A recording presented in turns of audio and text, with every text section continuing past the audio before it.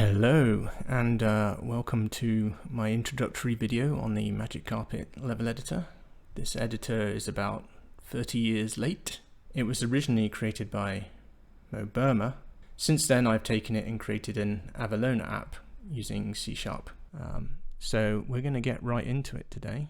So here's the editor. It always loads up with a random map or some random terrain, and here I am unpacking the levels. As you can see, this directory, this extracted directory, is empty, and with a few clicks, yep, there we go.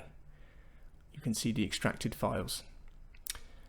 So what I'm going to show you next, which is pretty awesome, is the first level from Magic Carpet 1. You can see that it's a bit more snowy than it would normally be. This is because we used the Magic Carpet 2 terrain generation algorithm, which has snow, and Magic Carpet 1 doesn't.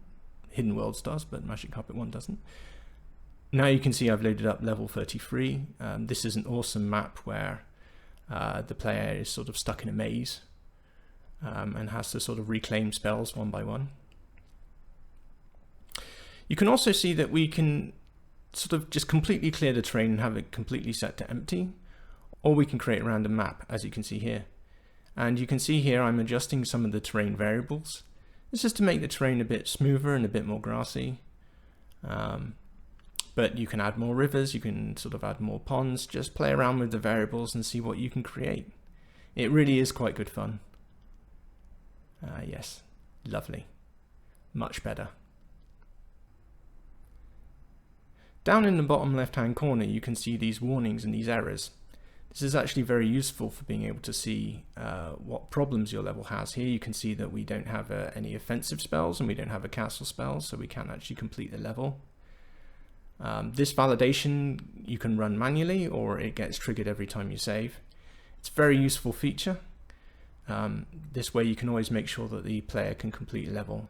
Here I'm creating a spawn for player 1. Player 1 is always flyer 1. You can add multiples of these, but and it'll give you a warning about it, but I think it just picks one. And if there's not one at all, the player will start at 0-0. So next I'm going to add a switch, and this switch will trigger something. In this case, it'll trigger when the player leaves. And I'm going to place these 3 volcanoes, and we can link them together using a handy little button on the switch, like so. 1, 2, 3. Lovely. So now these volcanoes will trigger when I exit this area. Next, I'm going to place just some nice trees, because it's always nice to have a bit of vegetation in your level. It adds atmosphere. Trees can actually be quite tactical as well. You can set them on fire to kill monsters, etc. And finally, we need to sort of mark this area so that the player knows that it's something to either enter or exit. So we put some stones around it, and that really helps guide the player once they enter the level. And finally, we also need to have a dragon or something to kill in this level. We need mana to collect, and that's very important for the player in order for them to be able to complete the level. Magic Carpet 1, as you can see here in the top right, is always about collecting a percentage of the mana within the level. And so we click the calculate button to calculate, and by default this is set to 35%.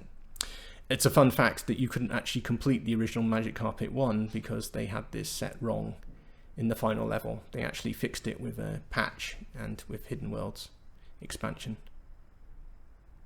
So next we need to actually add some spells. The player needs some kind of offensive spell. They also need some mana, a way to collect and possess mana, and they also need a castle. Without a castle, they can't collect mana, they can't complete the level.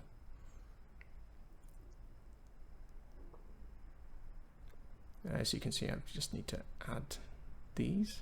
1, 2, 3. Okay. And now we're going to run. And this is the funnest part. This is when you actually get to see your creation come to life in the game. Here we go.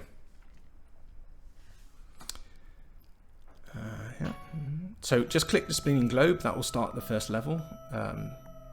If you've just created one level, there'll just be one level.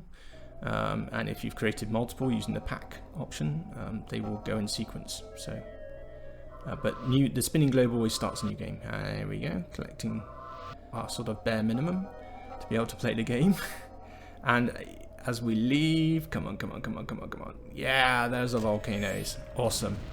This is why I love this game. It's the only game where you can throw volcanoes at people. Maybe the only game you can throw volcanoes at people. I haven't seen it in many other games apart from the sequel. Populous, perhaps. Yeah, here we create the castle, and now we just need to go off and kill this dragon here.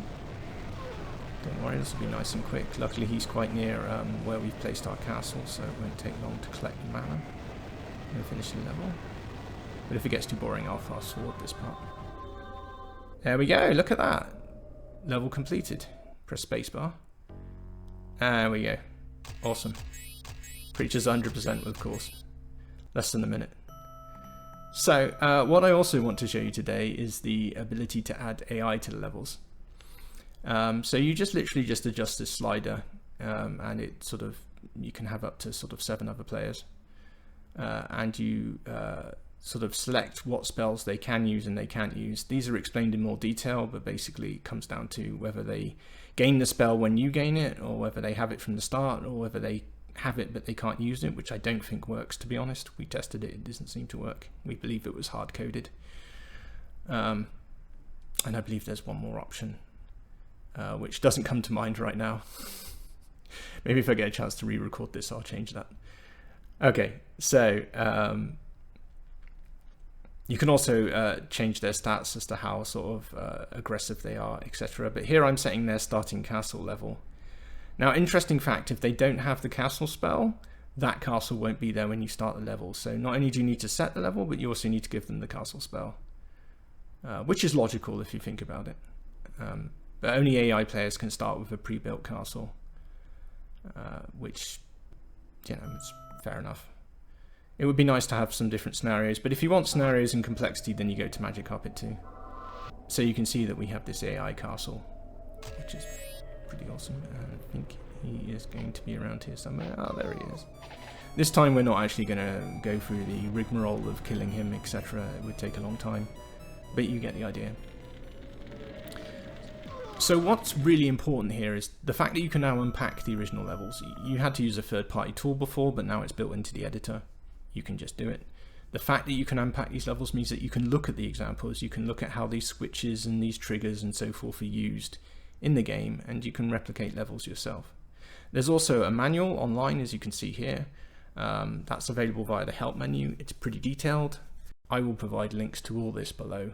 If you find this video interesting, come to our community, create some maps for us. We even sometimes play some multiplayer games of Magic Carpet 2. And thanks very much for your time.